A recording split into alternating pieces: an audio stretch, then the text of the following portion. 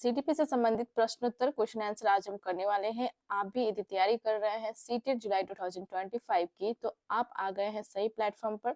इस चैनल पर आपको प्रीवियस ईयर क्वेश्चन की सीरीज चलाई जा रही है, जो कि आपके परीक्षा के लिए बहुत ही महत्वपूर्ण है।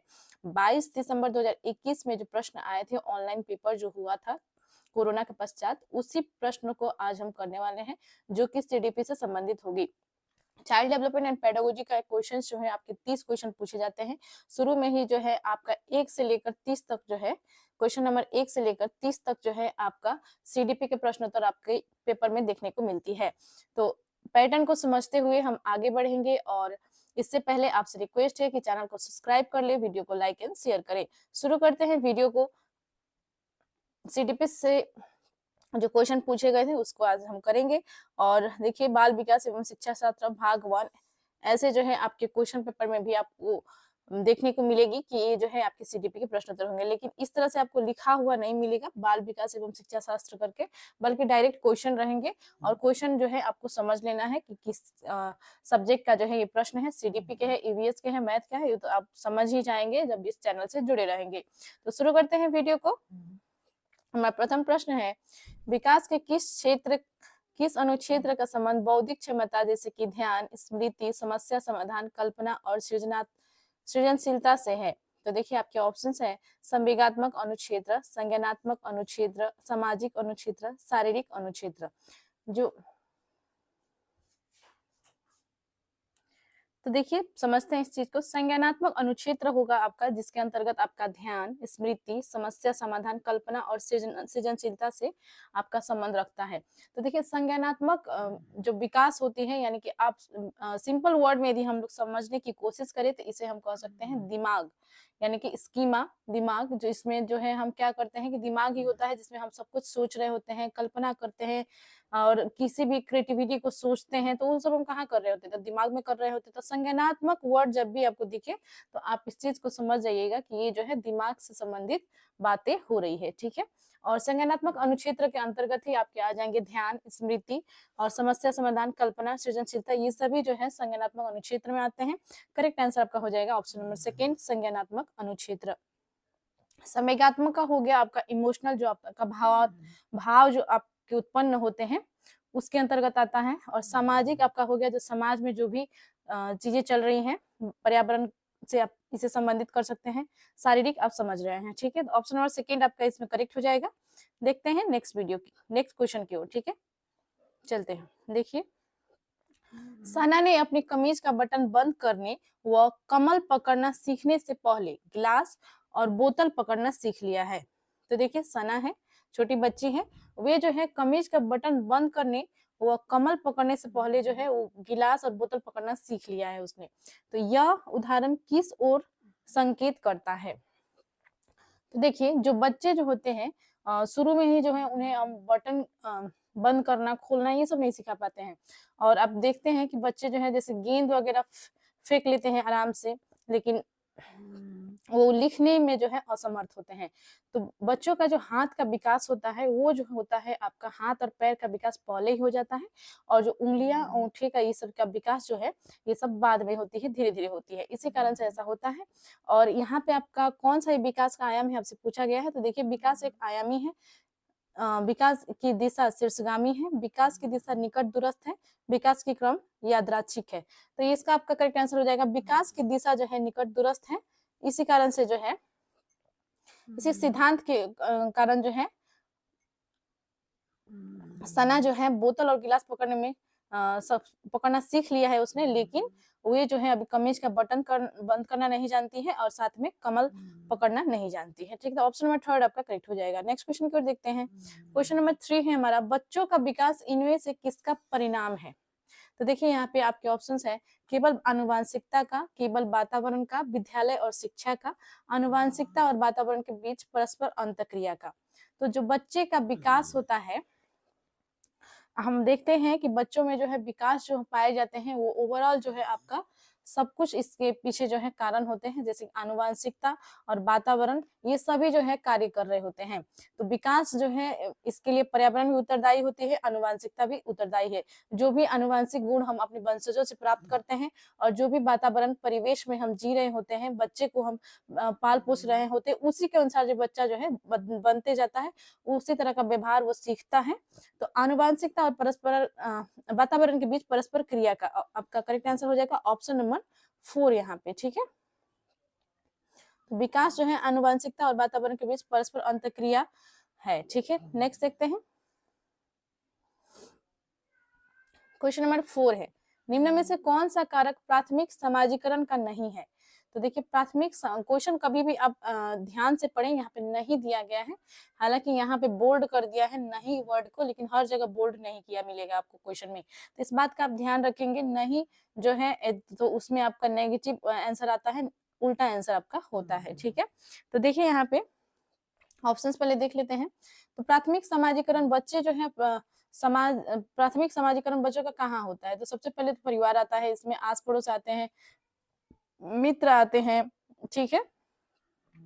लेकिन जो स्कूल है, विद्यालय है, ये सभी मीडिया है, ये सभी क्या है, ये सब द्वितीयक प्राधिकरण समाजीकरण हो गए, ठीक है। तो देखते हैं ऑप्शंस को। सबसे पहले दिया गया है परिवार, परिवार तो नहीं होगा क्योंकि परिवार में जो है परिवार जो है प्राथमिक समाजीकरण के अंतर्गत आएगा। आपका आस पड़ोस भी आपके प्राथमिक समाजीकरण के अंतर्गत आएंगे। समवयस्क ये भी आपका प्राथमिक समाजीकरण के अंतर्गत ही आएगा। तो सरकार जो है यहाँ पे सरकार से बच्चा जो है बहुत दूर रहता है, ये जो है आपका तृतीयक समाजीकरण में के अंतर्गत आएगा। तो आप इसे कह सकते हैं नहीं पूछा गया है, तो करेक्ट आंसर जो है आपका क्वेश्चन नंबर ऑप्शन नंबर 4 ही होगा, ठीक है। नेक्स्ट देखते हैं क्वेश्चन नंबर 5, हाइंस की दुविधा। हिंज की कहानी यदि आपने सुना है तो हिंज के बारे में जो है मैं आपको एक्सप्लेन करना चाहूंगी इस वीडियो में। तो देखिए क्वेश्चन में आपसे डायरेक्ट पूछा गया है हाइंस की दुविधा या हिंज की दुविधा कह लीजिए। तो हिंज की दुविधा क्या थी, आपको सबसे पहले इस चीज को याद रखना है, तभी जाकर जो है आप इस क्वेश्चन का आंसर कर पाइएगा। तो देखिए पहले कहानी सुन लेते हैं हिंज का। हिंज जो था एक व्यक्ति था जिसकी पत्नी जो है बीमार थी और उसके लिए जो है दवा की आवश्यकता थी, और वो दवा जो है हर जगह नहीं मिलती थी। आपको दवा की उसको आवश्यकता थी, जो दवा जो है हर जगह प्राप्त नहीं होता था, ठीक है। तो ऐसे में क्या हुआ कि एक केमिस्ट शॉप था, एक जो क्लिनिक कह लीजिए या एक दवा का दुकान था, वहां पे जो है एक डॉक्टर केमिस्ट थे और उन्होंने जो है वो दवा उन्होंने खुद बना कर रखा था, और वो जो है बहुत कॉस्टली था, यानी कि बहुत जो है एक्सपेंसिव था, महंगा आता था। लेकिन हिंज गया वहां पे और उसने कहा कि मेरी पत्नी जो है बीमार है और मुझे जो है इस दवा की आवश्यकता है, आप मुझे, मेरे पास कुछ ही पैसे हैं, मुझे जो है दवा दे दीजिए, मैं बाद में आपको पूरा पैसा दे दूंगा।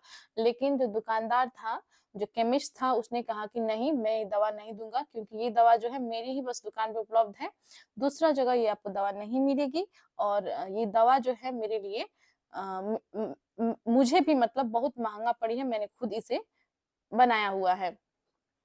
तो लेकिन वो मना कर देता है। तो कोहलबर्ग ने इसको इस कहानी के माध्यम से जो है 3 बच्चों को जो है वो उन्होंने रखा है, जिसमें सिर्फ पुरुष थे, लड़के थे यानी कि, और तीनों बच्चे को जो है उन्होंने उनके विचार को जो है उन्होंने इस पर उन्होंने विचारों को जो है पता करने की कोशिश की, इस कहानी पर जो है उनके क्या विचार है बच्चों की। तो देखिए किसी बच्चा ने कहा कि जो दवा जो, हाँ, तो इसमें क्या होता है कि हिंज जो है बाद में क्या करता है कि दवा का जो है चोरी करता है, दुकान पर जाके वो दवा का चोरी करता है और अपने बीवी का जान बचा लेता है। तो ऐसे में दुविधा ये उत्पन्न होती है कि बच्चा को हिंज ने जो किया, क्या वो सही किया, क्या उसे जो है दवा चोरी करनी चाहिए थी, या दवा जो है उसे नहीं चोरी करनी चाहिए थी। बच्चों से ये सवाल पूछा गया क्योंकि बच्चों के मन में जो है ये आपकी मानसिकता होती है बच्चों की, कि और बचपन से ही हम अपने बच्चों को भी सिखाते हैं ज्यादातर कि चोरी करना गलत बात होता है। तो चोरी जो हिंज ने किया, तो क्या वो सही था? तो एक बच्चा ने कहा कि नहीं, उसे चोरी जो है नहीं करना चाहिए था। और वहीं पर जो थोड़ा उससे बड़े बच्चे थे 12 साल के लगभग, तो उन्होंने कहा कि नहीं, किसी के जान से कीमती जो ज्यादा जो है किसी की जान बचाने के लिए जो है चोरी किया जा सकता है। तो इस प्रकार के जो है विचार उनके आए। तो इससे जो है उनकी नैतिकता की पहचान की गई कि क्या जो है नैतिक विचार बच्चों में पाए जाते हैं। तो कोहलबर्ग ने इसके बारे में बताया। अब आते हैं क्वेश्चन पर। हमने हाइंज की कहानी बढ़िया से समझ ली। तो हाइंज की दुविधा आपको पता हो गया कि हाइंज की दुविधा ये थी कि उसका जो है उसे चोरी करना चाहिए या नहीं, क्योंकि एक तरफ उसकी बीवी का जान जा रही थी और दूसरी तरफ जो है उसकी चोरी करने के लिए चोरी करना अच्छा है या नहीं ये दिमाग में चल रहा था। तो ठीक है, तो ऐसे में हिंज ने जो है चोरी करना ही उचित समझा और अपने बीबी का उसने जान भी बचाया था। तो यहाँ पे देखिए, देखते हैं क्वेश्चन को। हाइंस की दुविधा पर बच्चों की प्रतिक्रिया के आधार पर लॉरेंस कोलबर्ग ने विकास की किन विभिन्न अवस्थाओं को प्रतिपादित किया है। तो यहाँ पे देखिए किन अवस्थाओं को प्रतिपादित किया है आपको इसमें बताना है। मैंने आपको पहले ही इसमें जो है आपको आंसर बता दी है कहानी के दौरान ही, यदि आपने ध्यान से कहानी को सुना होगा। तो देखिए ऑप्शन देख लेते हैं। नैतिक विकास, सामाजिक विकास, मनोवैज्ञानिक विकास, व्यक्तिगत विकास। तो वे जो है बच्चों में कैसे नैतिक विकास जो है होती है, क्या उनके विचार होते हैं, इस चीज को जानने के लिए उन्होंने इस दुविधा को बच्चों को सामने रखा था और उनकी प्रतिक्रिया भी उन्होंने देखा और उनके विचार भी उन्होंने देखे। ठीक है, तो लॉरेंस कोलबर्ग ने जो है आप सीधे ये भी याद रख सकते हैं कि उन्होंने जो है नैतिकता के सिद्धांत दिया है। तो करेक्ट आंसर आपका हो जाएगा नैतिक विकास। नेक्स्ट क्वेश्चन की ओर बढ़ते हैं। क्वेश्चन नंबर 6 है हमारा। 9 वर्षीय लीला ने बटनों के संग्रह को उनके माप के अनुसार वर्गीकृत किया। उसने सभी समूह के बटनों को एकत्रित किया, फिर उन्हें उनके छेदों के आधार पर दोबारा वितरित किया। जीन पियाजे के संज्ञानात्मक विकास के अनुसार लीला विकास के डैश चरण पर है। तो देखिए जीन पियाजे ने जो है संज्ञानात्मक विकास के सिद्धांत दिए थे, आप याद रखेंगे। जीन पियाजे से संबंधित क्वेश्चन जो हर बार आपके प्रश्न में सीडीपी में जो है पूछा ही जाता है, और खास करके यदि आप दूसरे भी पेडागोजी में देखिए तो उनसे संबंधित प्रश्न आते ही आते हैं। तो जीन पियाजे के क्वेश्चन जो है आप एक भी नहीं छोड़िएगा। ठीक है, तो देखते हैं। तो 9 वर्ष ये यहाँ पर तो आपको डायरेक्ट ही आंसर मिल गया, क्योंकि यहाँ पे उम्र ही दे दिया गया है लीला का। ठीक है, तो लीला एक लड़की है और उन्होंने जो है 9 वर्ष की वो है, और बटनों के संग्रह को उनके माप के अनुसार वर्गीकृत किया है और फिर उन सभी समूह के बटनों को एकत्रित किया, फिर उनको छेदों के आधार पर दोबारा वितरित किया। तो ठीक है, तो किस सिद्धांत के अनुसार जो है लीला विकास डैश चरण पर है, संज्ञानात्मक विकास के किस चरण पर जो है लीला है अभी, तो आपको बतानी है। तो आपके ऑप्शंस देख लेते हैं। सबसे फर्स्ट है आपका पूर्व संक्रियात्मक, अमूर्त संक्रियात्मक, मूर्त संक्रियात्मक, संवेदीगामक। तो देखिए इसमें जो है आपका करेक्ट आंसर हो जाएगा मूर्त संक्रियात्मक, क्योंकि वे जो है इसमें जो है मूर्त संक्रियात्मक में जो है आपके 7 से लेकर 11 वर्ष के बच्चे इसके अंतर्गत आते हैं। और जैसे कि आपने उम्र ही फर्स्ट में देख लिया कि उसका वो जो है 9 वर्ष की है, तो इससे भी आप इस क्वेश्चन का आंसर पता लगा सकते हैं। ठीक है, तो कंक्रीट ऑपरेशनल होगा आपका ऑप्शन नंबर 3 आपका करेक्ट हो जाएगा। मूर्त संक्रियात्मक चरण पर जो है लीला अभी है। नेक्स्ट क्वेश्चन की ओर बढ़ते हैं। जब बच्चे अपने अनुभव को अपने वर्तमान स्कीमा में समाहित करते हैं तो इसको डैश कहते हैं। तो बच्चे देखिए क्या करते हैं, जो उनके पूर्व अनुभव है और उन्होंने जो वर्तमान में जो भी सीखा उसे क्या करते हैं, उसे जोड़ते हैं। तो इसे हम क्या कहते हैं, आपको इसमें बताना है। तो आपके ऑप्शन है आत्मसातीकरण, समायोजन, केंद्रीयता, संरक्षणता। तो देखिए बच्चों के जो अपने अनुभव जो पहले से है उसमें वो क्या करते हैं कि वर्तमान की जो उन्होंने जो भी चीज सीखे हैं उसे उससे क्या करते हैं, समाहित कर लेते हैं, आत्मसात कर लेते हैं। तो इसे हम कहते हैं आत्मसातीकरण। ऑप्शन नंबर 1 आपका करेक्ट हो जाएगा। ठीक है, नेक्स्ट क्वेश्चन को बढ़ते हैं। क्वेश्चन नंबर 8 है हमारा। लेव वाइगोत्स्की के संज्ञानात्मक विकास के सिद्धांत को डैश कहा जाता है, क्योंकि वो तर्क देते हैं कि बच्चों का सीखना संदर्भ में होता है। तो देखिए लेव वाइगोत्स्की का सिद्धांत यदि आपने पढ़ा है, उनकी सिद्धांत में जो है उन्होंने संज्ञानात्मक विकास के सिद्धांत में कहा है कि बच्चे जो है आप कभी भी लेव वाइगोत्स्की को देखें तो स्कैफोल्डिंग वर्ड एक याद रखिएगा, पार्ड आप याद रखिएगा। पार्ट जो है हिंदी में हो गया आपका स्कैफोल्डिंग का। ठीक है, तो इसका जो सीधा सा मतलब यही होता है कि बच्चों को जो है किसी सिंबल द्वारा या किसी भी प्रकार से उसे जो है हेल्प किया जा रहा है उसके कार्य को पूरा करने के लिए, और उसे जो है सीखने के लिए जो है लर्न करने के लिए जो है ये हेल्प उसे प्रदान किए जा रहे हैं। तभी जाकर जो है बच्चों का जो गाइडेंस मिलता है, उसे जो हेल्प मिलती है एक टीचर के द्वारा या जो भी उनके सहपाठी है जो जिनको अधिक ज्ञान है वे जो है उनको जो है स्कैफोल्डिंग की मदद से जो है उसे लर्न करने में मदद कर सकते हैं। इन्हीं का ये जो है लेव वाइगोत्स्की का सिद्धांत है। और इसमें आपके प्रश्न में पूछा गया है कि लेव वाइगोत्स्की के संज्ञानात्मक विकास के सिद्धांत को डैश कहा जाता है, क्योंकि वो तर्क देते हैं कि बच्चों का सीखना संदर्भ में होता है। तो किस संदर्भ में होता है आपको बताना है।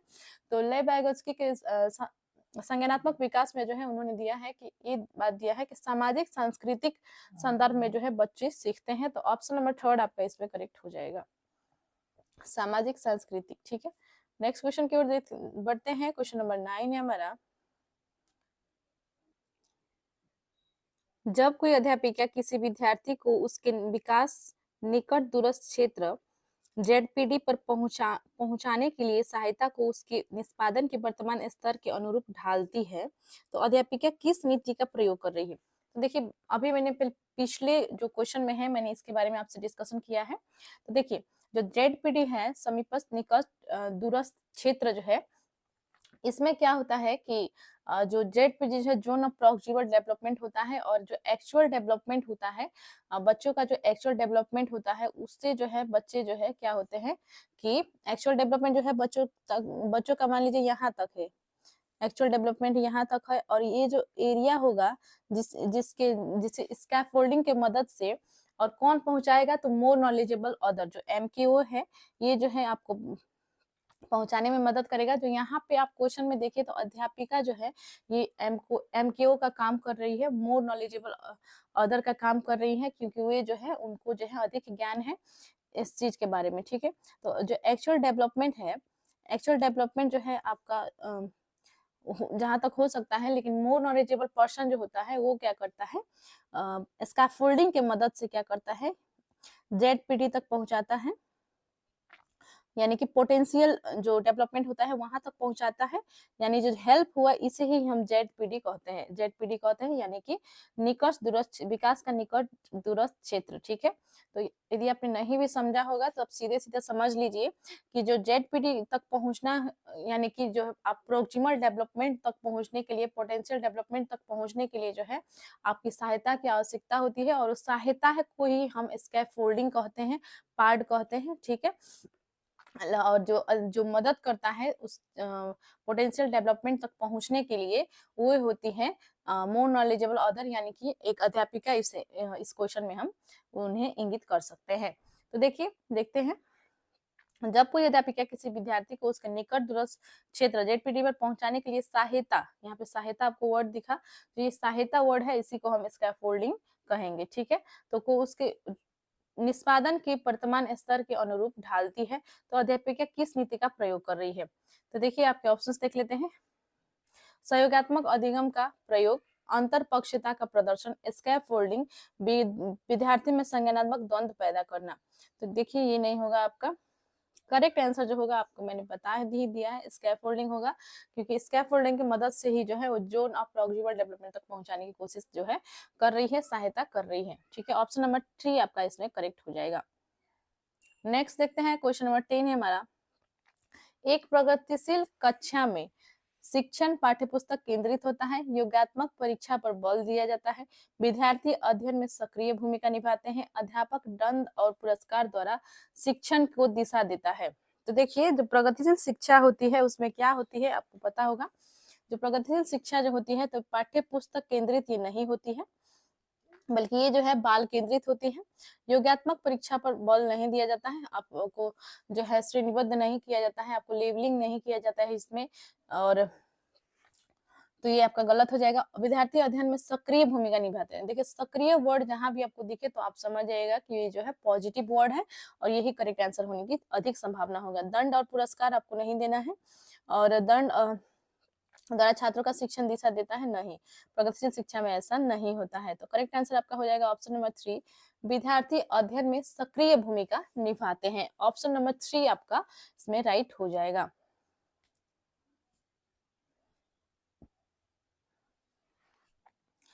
क्वेश्चन नंबर 11 है हमारा। डैश बुद्धि कौशल उस कौशल की ओर संकेत करता है जो कि दूसरों की, यहाँ पे देखिए ध्यान दीजिएगा, दूसरों के मनोदशाओं, स्वभावों और आशयों के को पहचानता है और उन पर उपयुक्त प्रतिक्रिया देता है। तो कौन सा जो है ये आपका बुद्धि है। हमने बहुत सारे बुद्धि के बारे में, 8 प्रकार के बुद्धि के बारे में पढ़ा है, जिसमें भाषिक बुद्धि, अंतर्वैयक्तिक, इंट्रापर्सनल, इंटरपर्सनल, आपका प्रकृति बुद्धि, स्थानिक बुद्धि, तार्किक बुद्धि, बहुत सारे बुद्धि जो है आपके आते हैं। 8 प्रकार के बुद्धि हमने पढ़ा है, जो आपका हार्वर्ड गार्डनर ने जो है दिए हैं बुद्धि के सिद्धांत, ठीक है। और तो देखिए यहाँ पे बुद्धि कौशल उस कौशल को जो दूसरे की मनोदशा, स्वभाव और आशयों को पहचानता है। तो हमने इसके बारे में आपको बताया होगा। तो यहाँ पे देखिए आपके ऑप्शंस क्या-क्या हैं। यहाँ पे ध्यान से पढ़िएगा। अंतर्वैयक्तिक, ठीक है, अंतरावैयक्तिक, स्थानिक, तार्किक, गणितीय। तो तार्किक गणितीय जो है ये आपका नहीं होगा। ये जो है खास करके आपके पाए जाते हैं उसमें जो वैज्ञानिक होते हैं या जो मैथ्स से संबंधित जो भी तर्क करना जानते हैं, वो ये सभी दार्शनिक, ये सभी में जो है आपका दार्शनिक नहीं होगा, बल्कि वैज्ञानिक में जो है इस तरह की बुद्धि पाए जाते हैं, तार्किक, गणितीय, ठीक है। स्थानिक जैसे आप एग्जांपल ले सकते हैं, मैकेनिक्स वगैरह के जो है स्थानिक बुद्धि उसमें पाए जाते हैं। अंतरावैयक्तिक हुआ आपका इंट्रापर्सनल। इंट्रापर्सनल के जो मीनिंग होता है वो होता है कि आपका जो है खुद के बारे में जो है, आप खुद को जो पहचानने की शक्ति होता है आप में, आप अपने भावों को पहचान रहे हैं, आप में क्या क्षमता है, आप में क्या शक्ति है, आप में क्या गुण है, इस चीज को आप पहचान रहे हैं, तो इसे हम इंट्रापर्सनल के रूप में जानते हैं और इसे जो है अंतरावैयक्तिक हिंदी में कहा जाता है, ठीक है। तो उसी प्रकार से देखिए अंतरवैयक्तिक जो है, इंटरपर्सनल जो है, इसमें क्या होता है कि हम दूसरों के बारे में जो है जानते हैं, पहचानते हैं, उसका क्या मनोदशा है, उसका क्या स्वभाव है, उसकी क्या रहन सहन है, उसकी क्या क्षमता है, इस चीज को जो है हम पहचानते हैं। तो ये जो है आपका आ जाएगा अंतरवैयक्तिक, इंटरपर्सनल इंटेलिजेंस में जो है आपका आ जाएगा, अंतरवैयक्तिक बुद्धि में आ जाएगा। ऑप्शन नंबर 1 आपका करेक्ट हो जाएगा। तो देखिए कभी भी एक्सप्लेनेशन को जो है स्किप मत कीजिएगा। एक्सप्लेनेशन जो है बहुत इंपॉर्टेंट होता है आपकी सीटेट परीक्षा में, क्योंकि एक्सप्लेनेशन के माध्यम से ही जो है आप कॉन्सेप्चुअल क्वेश्चन को सॉल्व कर पाइएगा। जब तक आपका कॉन्सेप्ट क्लियर नहीं होगा किसी भी सब्जेक्ट, किसी भी टॉपिक के प्रति, तो आप जो है इसका क्वेश्चन जो है सॉल्व करने में आपको बहुत मुश्किलें आएंगी, परेशानी होगी, ठीक है। तो इस बात का ध्यान रखेंगे और सभी एक्सप्लेनेशन जो है आप ध्यान से सुनते जाएंगे। नेक्स्ट देखते हैं, क्वेश्चन नंबर 12 है हमारा। राष्ट्रीय शिक्षा नीति 2020 एनईपी 2020 यह प्रस्ताव रखती है कि, तो क्या प्रस्ताव रखती है एनईपी 2020 जो नेशनल एजुकेशन पॉलिसी है, राष्ट्रीय शिक्षा नीति 2020 जो है, ये क्या प्रस्ताव रखती है आपको बताना है। आपके ऑप्शन है प्राथमिक कक्षाओं के बच्चों को उनके घर की या स्थानीय भाषाओं में पढ़ाया जाना चाहिए, तो सही है। जो एनईपी 2020 जो है ये जो है मातृभाषा पर जोर देती है। मैंने इससे पहले भी आपको इसके बारे में बताया है कि जो मातृभाषा पर जो है जोर देता है, बच्चों जो है जो उनके घर की भाषा है उसी भाषा में सीखने में आसानी महसूस करते हैं। तो कोई भी ऑफिशियल लैंग्वेज की प्रयोग आवश्यकता नहीं है विद्यालय में, क्योंकि प्राथमिक स्तर पर जो है बच्चे बहुत छोटे होते हैं और दूसरी भाषा को जल्दी समझ नहीं पाते हैं। लेकिन धीरे धीरे जो है उस माहौल में रहते रहते वो उस भाषा को भी सीख जाएंगे, अगर उनकी मातृभाषा को जो है यदि मातृभाषा का प्रयोग जो है उनके स्कूलों में होंगे। तो इसीलिए जो है एनईपी 2020 में का जो दस्तावेज है इसमें ये बात कही गई है कि बच्चों को जो है, प्राथमिक कक्षाओं के बच्चों को जो है उनकी घर की भाषा, मातृभाषा में जो है पढ़ाया जाना चाहिए, ठीक है। तो ऑप्शन नंबर 1 इसमें आपका करेक्ट दिख रहा है। और भी ऑप्शंस देख लेते हैं। प्राथमिक कक्षाओं में अनुदेशन की भाषा एक समरूप होनी चाहिए, नहीं। शिक्षकों को द्विभाषिक उपागम को प्रयोग करने के लिए हतोत्साहित करना चाहिए, क्या दो भाषा जो है करने के लिए जो हतोत्साहित नहीं करना चाहिए। बहुभाषावाद को बिल्कुल भी बढ़ावा नहीं देना, बिल्कुल भी गलत है ये। बहुभाषावाद को जो है बढ़ावा देना चाहिए। बहुभाषावाद से जो है क्या होते हैं, विभिन्न, जैसे कि कक्षा में ही आप देख लीजिए, विभिन्न समाज से, संस्कृति से जो है कल्चर फॉलो करने वाले बच्चे जो है क्लासरूम में आते हैं, तो वो एक दूसरे से जो अपनी भाषा में भाषा के बारे में बताते हैं, उससे कुछ कुछ वर्ड सीखते हैं, तो वो उस भाषा को भी जान पाते हैं। इससे क्या होता है कि बहुभाषावाद को जो है बढ़ावा मिलती है। तो यही जो है आपका कहा गया है कि राष्ट्रीय शिक्षा नीति में जो है प्राथमिक कक्षाओं को बच्चों को उनके घर की या स्थानीय भाषाओं में पढ़ाया जाना चाहिए। ऑप्शन नंबर 1 आपका इसमें राइट हो जाएगा। देखते हैं क्वेश्चन नंबर 13। एक विद्यालय बैडमिंटन प्रतियोगिता के लिए विद्यार्थियों का चयन करते समय लड़कों को और लड़की लड़कों को और लड़की संगीत प्रतियोगिता के लिए लड़कियों को प्राथमिकता देता है।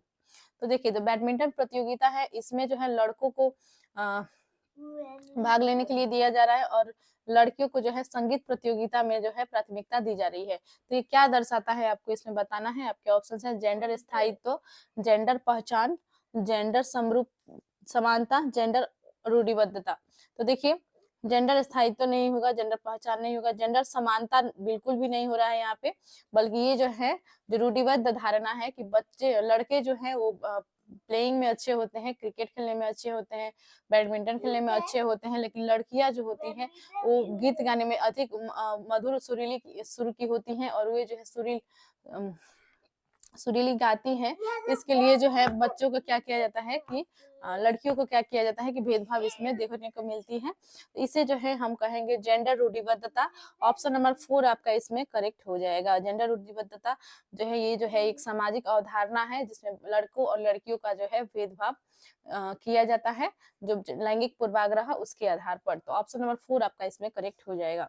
नेक्स्ट देखते हैं, क्वेश्चन नंबर 14 है हमारा, सततता और व्यापक मूल्यांकन में इनमें से क्या शामिल है? मूल्यांकन के मापदंडों और उपकरणों की योजना बनाना, शिक्षकों द्वारा सावधानी पूर्वक रिकॉर्ड अभिलेख को तैयार करना। तो देखिए यहाँ पे कूट में जो है आपको करेक्ट आंसर बतानी है। यहाँ पे कूट आपको दिख रहा है, इसमें आपको आंसर बतानी होगी। तो देखते हैं सततता और व्यापक मूल्यांकन में जो है क्या क्या शामिल होते हैं।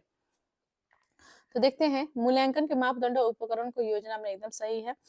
इसमें जो है जब व्यापक मूल्यांकन होती है और सतत मूल्यांकन होती है, तो इसमें जो भी हम उपकरण का प्रयोग करते हैं, मापदंडों का प्रयोग करने वाले हैं, उसका सबसे पहले योजना बनाई जाती है।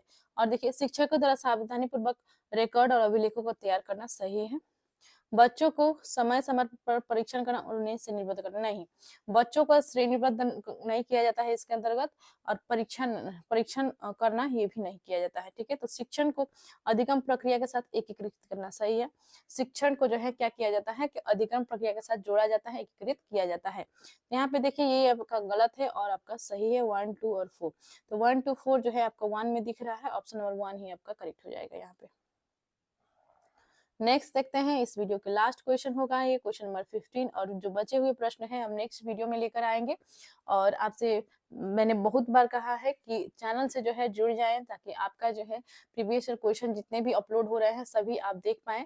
और अभी तक यदि आप चैनल पर नए आए हुए हैं तो आप जो है प्लेलिस्ट में जाकर सीटेट जुलाई 2025 पेपर 1 नामक प्लेलिस्ट है, उसी प्लेलिस्ट में जाकर सभी वीडियोज को देख ले ताकि आपकी तैयारी जो है अच्छे से हो सके। और बस कुछ ही समय जो है कुछ बचे हुए हैं आपकी परीक्षा के लिए, तो आप जो है अभी से तैयारी में लग जाइए। आप जो है अभी से तैयारी में लग सकते हैं। ठीक है, तो देखते हैं क्वेश्चन नंबर 15 है हमारा, राष्ट्रीय शिक्षा नीति 2020 के अनुसार आकलन के लिए अंतर्निहित सिद्धांत क्या होना चाहिए? तो देखिए, आकलन के लिए जो है क्या सिद्धांत होना चाहिए आपको बताना है। इसमें मुख्य रूप से रटने के कौशलों को परीक्षण करना, केवल विषय वस्तु के अधिगम के लिए प्रोत्साहित करना। तो देखिए, कभी भी आपको केवल वर्ड दिखे तो आप समझ जाइएगा ये ऑप्शन जो है नेगेटिव हो सकती है। तो इससे भी आप वर्ड से भी जो है आप पहचानने की कोशिश करेंगे। और देखिए, हमसे मुख्य रूप से परीक्षण आपको दिखे तो ये भी आपका नेगेटिव होगा। रटना ये बिल्कुल भी गलत है, रोट लर्निंग बिल्कुल भी गलत है। सभी विद्यार्थियों के लिए उनका सीखने और विकास का अनुकूलन करना, ये सही। वर्ष के अंत की परीक्षाओं के माध्यम से विद्यार्थियों का केवल संज्ञानात्मक आयाम का आकलन करना, केवल संज्ञानात्मक आयाम का आकलन करना, ये आपका गलत हो जाएगा क्योंकि यहाँ पे भी केवल आपको दिख रही है। ठीक है, यदि आप देखिए, यदि आप पूरा तरह से ऑप्शन को नहीं समझ पाते हैं तो ये ट्रिक आप लगा सकते हैं कि आप जो है जैसे ही शब्द आपको दिखे रटना, केवल और असक्रिय, ये सभी जो है नेगेटिव टैग वर्ड होते हैं, ये सभी आपको दिखे तो आप जो है इससे समझ जाएंगे कि ऑप्शन गलत हो जाएगा। सक्रिय भूमिका जहाँ पे दिखे, अधिगम जहाँ पे दिखे, ये सभी जो है क्या होते हैं पॉजिटिव वर्ड होते हैं, तो आप इन्हें पहचानेंगे। ठीक है, तो देखिए, यदि आप चैनल से जुड़े रहेंगे तो आप हम धीरे धीरे एक एक प्रश्न में जो भी वर्ड आते हैं इस सब के बारे में जो है हम बताते जाएंगे। तो देखिए, करेक्ट आंसर जो होगा इसमें आपका ऑप्शन नंबर 3 हो जाएगा, सभी विद्यार्थियों के लिए उनका सीखने और विकास का अनुकूलन करना। ठीक है, तो ऑप्शन नंबर 3 आपका इसमें करेक्ट हो जाएगा। चैनल को जरूर सब्सक्राइब कर ले और आपसे रिक्वेस्ट है किसी ग्रुप में जो है वीडियो को जरूर शेयर कर दीजिए। मिलते हैं नेक्स्ट वीडियो में, बहुत बहुत धन्यवाद।